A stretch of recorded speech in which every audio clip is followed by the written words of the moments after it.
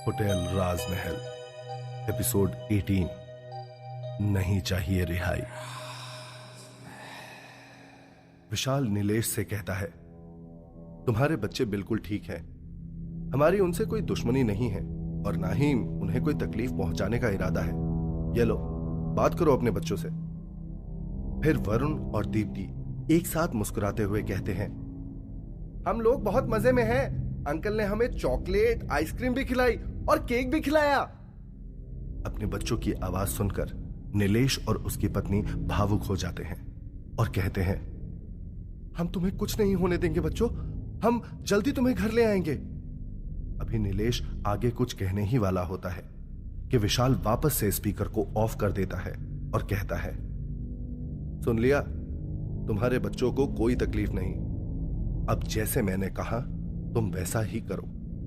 रात को 11 बजे के बाद होटल राजमहल अपनी वाइफ के साथ चले आओ और अपने बच्चों को यहां से ले जाओ। इतना कहकर विशाल फोन कॉल डिस्कनेक्ट कर देता है।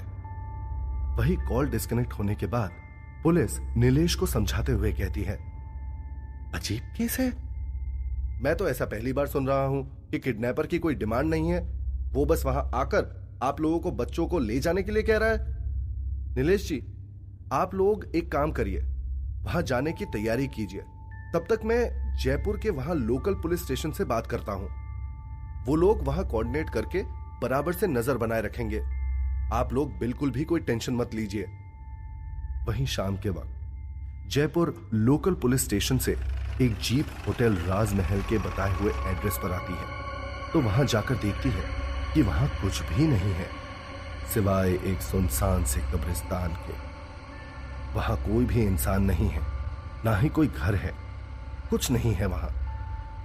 एक सब इंस्पेक्टर वापस से जोधपुर पुलिस से भी बात करता है, साहब, यहां होटल राजमहल तो क्या, कोई छोटा सा होटल तक नहीं है।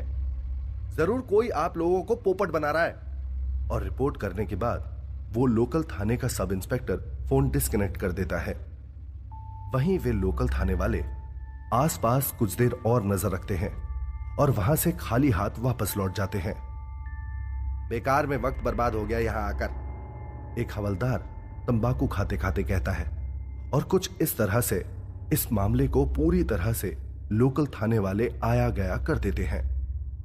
वहीं रात 11 बजे हमेशा की तरह होटल राजमहल अपने जगह पर खड़ा हो चुका है।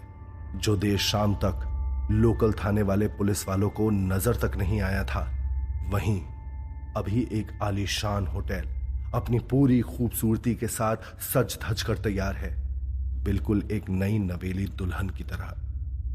वहीं कुछ देर बाद विशाल अपनी मालकिन मल्लिका के कमरे के ठीक बाहर खड़ा होता है। उस वक्त विशाल की आंखों में एक दरख्वास्त नजर आ रही है। विशाल को वहां दरवाजे पे खड़ा देखते ही मल्लिका उसे कमरे में बुलाती है। उस वक्त मल्लिका रेड वाइन पी रही होती है और एक मादक मुस्कान के साथ कहती है, कहो, क्या बात है?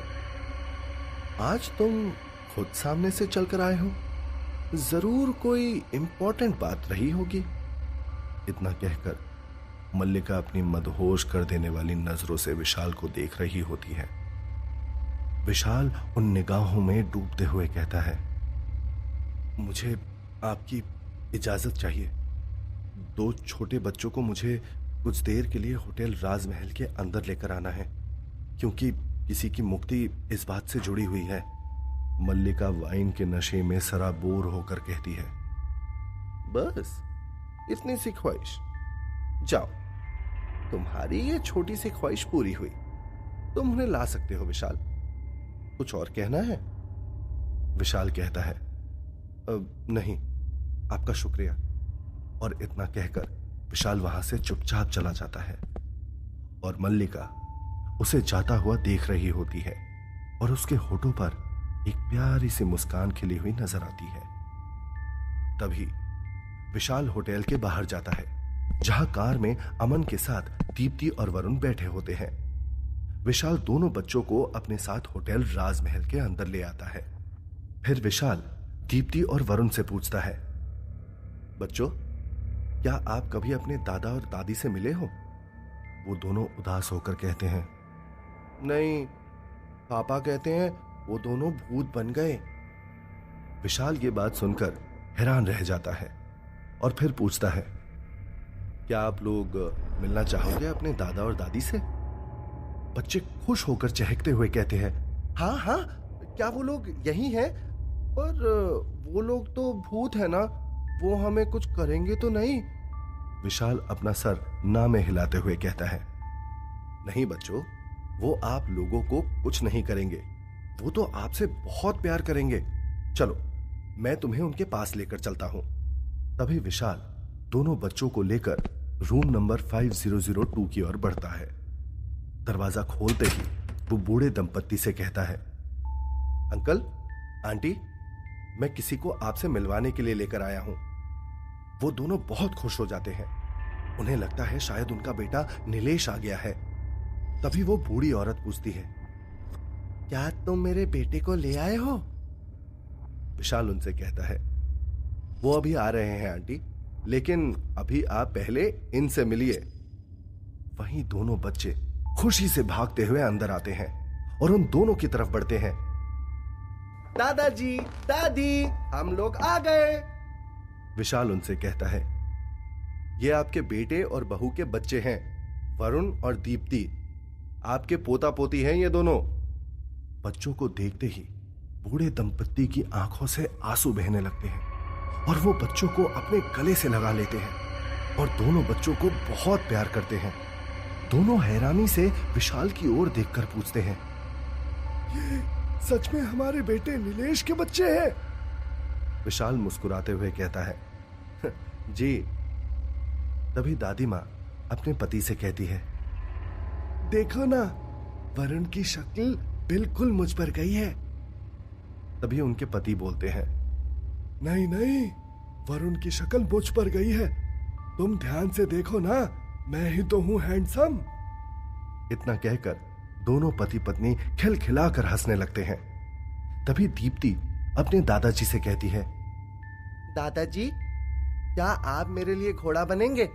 मेरे सभी दोस्तों के दादाजी घोड़ा बनकर उनको सैर करवाते हैं। ये बात सुनकर दादाजी बहुत भावुक हो जाते हैं और कहते हैं, अरे क्यों नहीं बेटा, लो, मैं अभी हाथी घोड़ा सब बन जाता हूं। इतना कहकर वो दोनों बच्चों को अपनी पीठ पर बिठाकर उनके साथ खेलने लगते हैं। वहीं दूर खड़ा विशाल दोनों को इतना खुश देखकर बहुत सुकून महसूस करता है। उसकी आंखों में खुशी के आंसू आ जाते हैं और वो मन ही मन सोचता है, माँ बाप का प्यार भी कितना अनोखा होता है। चाहे वो जिंदा हो या ना हो, उनका प्यार अपने बच्चों के लिए कभी कम नहीं होता। तभी विशाल के बाएं कान में मुरली की आवाज आती है, अरे ये क्या देख रहा हूं मैं? आत्माएं तो कभी किसी को छू ही नहीं सकती और कोई उनको भी नहीं छू सकता। उसी वक्त विशाल के दाएं कान से बंसी की आवाज आती है, तुम ना हमेशा बेवकूफ ही रहोगे। जो अच्छी आत्माएं होती है ना, वो अपनी मर्जी से किसी को भी छू सकती है और उनको भी छुआ जा सकता है। इनको देखकर तो मुझे मेरे दादा दादी की याद आ गई। तभी बच्चे भी दादा दादी के साथ खेलकर बहुत खुश हो जाते हैं और थोड़ी देर बाद उनकी गोद में लेटकर सो जाते हैं।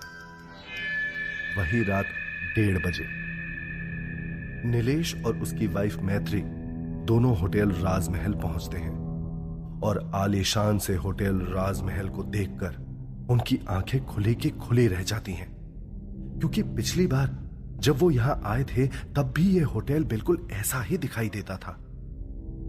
होटल के बड़े से मेन गेट के सामने पहुंचते ही होटल का दरवाजा अपने आप खुल जाता है और दोनों पति पत्नी होटल के अंदर दाखिल हो जाते हैं। लेकिन ये क्या, अगले ही पल होटल का दरवाजा धड़ाक की आवाज के साथ बंद हो जाता है और दोनों पति पत्नी ये देखकर हैरान रह जाते हैं। नीलेश घबराहट के मारे चिल्लाने लगता है, कौन है, कौन है यहां? वहीं उसकी वाइफ मैत्री की डर के मारे घिग्गी बंध जाती है और वो कसकर नीलेश को पकड़ लेती है। नीलेश, ये क्या हो रहा है? क्या क्या किसी ने हमको फंसा दिया है यहाँ पर? और वो अपनी घबराहट के साथ उसी तरह से धीरे धीरे आगे बढ़ने लगते हैं। तभी एक हल्की कम रोशनी वाले कॉरिडोर से उन्हें किसी के कदमों की आहट सुनाई देती है। नीलेश को लगता है कि शायद उसके बच्चे यहीं होंगे, लेकिन वहां विशाल खड़ा होता है। नीलेश घबराई हुई आवाज में विशाल से पूछता है, हम लोगों को यहां क्यों बुलाया है? हमारे दोनों बच्चे कहां हैं? तभी विशाल नीलेश की आंखों में घूर कर कहता है, अपने बच्चों की बहुत याद आ रही है ना? इस पर नीलेश जवाब देता है, हाँ बहुत। यह भी कोई पूछने वाली बात है? हम अपने बच्चों के बिना एक पल भी नहीं जी सकते। वहीं नीलेश की पत्नी जवाब देती है, मेरी तो जान है मेरे दो बच्चे, उनके बिना मेरा कोई वजूद नहीं। तभी विशाल कहता है, लेकिन कोई और भी है जो अपने बच्चों का इंतजार आज तक कर रहा है।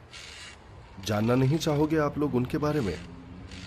इतना कहते ही राजमहल की लाइट्स अपने आप जलने बुझने लगती हैं। तभी लाइट्स की एक कतार सीढ़ियों के ऊपर आकर ठहर जाती है। वहीं जब नीलेश की नजरें सीढ़ियों की ओर मुड़ती हैं, उसकी आंखों में एक हैरानी और गंभीरता नजर आने लगती है। कुछ ऐसी ही हालत उसके कुछ कदम पीछे मौजूद नीलेश की वाइफ मैत्री की भी होती है, क्योंकि उन दोनों की नजरों के सामने से सीढ़ियों से उतरते हुए उस वक्त उन्हें उनके बूढ़े माँ बाप नजर आते हैं। नीलेश अपनी आंखों पर यकीन नहीं कर पा रहा होता और बार बार अपलक सिर्फ अपने माता पिता की ओर देखता जा रहा है। वहीं बूढ़े अशोक अपने बेटे को देखकर कहते हैं, मेरा बेटा नीलेश मुझसे मिलने आ गया।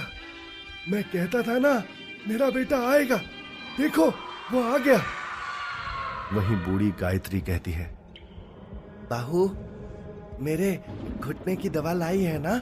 मेरे घुटनों में बेहद दर्द हो रहा है। मैंने बहुत परेशानी में वक्त गुजारा है यहाँ। वहीं विशाल नीलेश और उसकी वाइफ मैत्री की तरफ देखते हुए कहता है, शर्म आनी चाहिए आप दोनों को।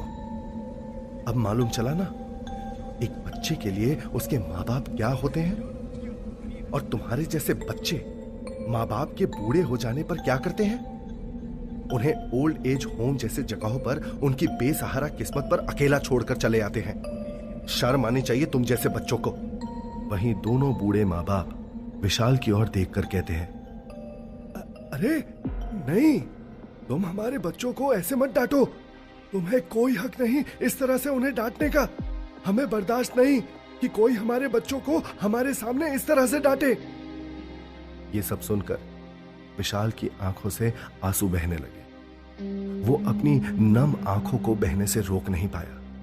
वो उस पल सोच रहा है कि दो आत्माएं आज भी कितनी आस लगाकर बैठी हैं अपने बच्चों से मिलने को लेकर, और उन्हें यह तक मंजूर नहीं कि कोई उनके बच्चों को उनकी आंखों के सामने डांटे। मौत के बाद भी बच्चों के लिए प्यार उनके दिल में आज तक कम नहीं हुआ। विशाल इस बात पर हैरान भी है और दोनों बूढ़े माँ बाप की ओर देखकर विशाल को उस वक्त बेहद ताज्जुब भी हो रहा है।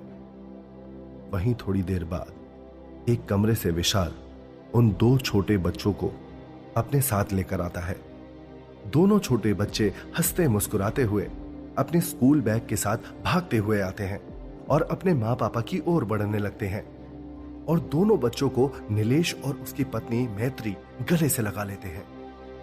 वहीं दोनों बूढ़े माँ बाप विशाल की तरफ देखकर कहते हैं, अच्छा बेटा, हमें मिलने हमारे बच्चे आ गए ना। हमने उन्हें अच्छे से देख लिया, अपने पोता पोती से भी मिल लिए। अब हम जाते हैं, हमारी अधूरी इच्छा अब पूरी हुई। विशाल को पता है कि दोनों बूढ़े पति पत्नी की मौत हो चुकी है, लेकिन फिर भी अपनी आंखों में आंसू लिए वो कहता है, अच्छा आप लोग अपना ख्याल रखना। वहीं अशोक और गायत्री दोनों अपने बेटे और बहू की ओर एक नजर देखते हैं और उन दोनों की बूढ़ी आंखों में मुस्कुराहट नजर आने लगती है। वहीं वरुण और दीप्ति भी अपने दादा दादी की ओर देखकर मुस्कुराते हैं। तभी एक सफेद रोशनी ऊपर से नजर आती है, जो बूढ़े माँ बाप के ऊपर ही दिख रही होती है, और देखते ही देखते दोनों बूढ़े पति पत्नी मुस्कुराते हुए उस रोशनी के उजाले में धूमिल हो जाते हैं। और वहीं नीलेश और उसकी वाइफ मैत्री विशाल की तरफ देखकर उसे सॉरी कहते हैं। हमें माफ कर दो, हमें अपनी गलती का एहसास हो गया है। जिसके जवाब में विशाल कहता है, मुझे क्या सॉरी बोल रहे हैं आप लोग, अब कोई फायदा नहीं। जिन्हें आप लोगों ने दुख दिया, माफी तो उनसे मांगनी चाहिए थी। असलियत में माफी देने वाले तो वो लोग थे। चले जाओ मेरी नजरों के सामने से, अभी इसी वक्त, कभी मत आना वापस। इतना सुनकर पासवान फैमिली वहां होटल राजमहल से निकल जाती है।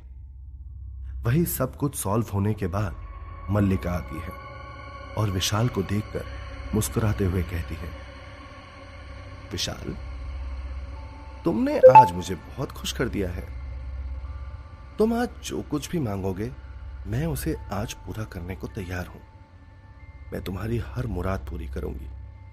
कहो, क्या मांगते हो? अगर तुम ये भी कहोगे कि तुम्हें यहां से मुक्ति चाहिए, तुम्हें यहां से जाना है, तो मैं इसके लिए भी राजी हूं। जितनी आत्माओं की अब तक अधूरी इच्छाएं बाकी हैं, उनके दायित्व से भी तुम्हें मुक्त कर दूंगी। जा सकते हो, तुम आजाद हो। तभी विशाल मल्लिका को हैरान करते हुए कहता है, नहीं, मुझे नहीं जाना है। जैसे आज इन बूढ़े मां बाप को मुक्ति मिली है, मैं सबको यहां से मुक्ति दिलाकर जाऊंगा। मैं सबकी अधूरी ख्वाहिशें पूरी करके जाऊंगा। मुझे तब तक इस होटल राजमहल से मुक्ति नहीं चाहिए, नहीं चाहिए मुझे रिहाई। उस वक्त मल्लिका एकटक विशाल की तरफ देखती जा रही है। वही विशाल की नजरों में दृढ़ संकल्प नजर आ रहा है, सभी आत्माओं को मुक्त कराने का, उनकी अधूरी इच्छाओं को पूरी करने का। तो क्या होगा आगे? अब किसकी अधूरी इच्छा को पूरा करेगा विशाल?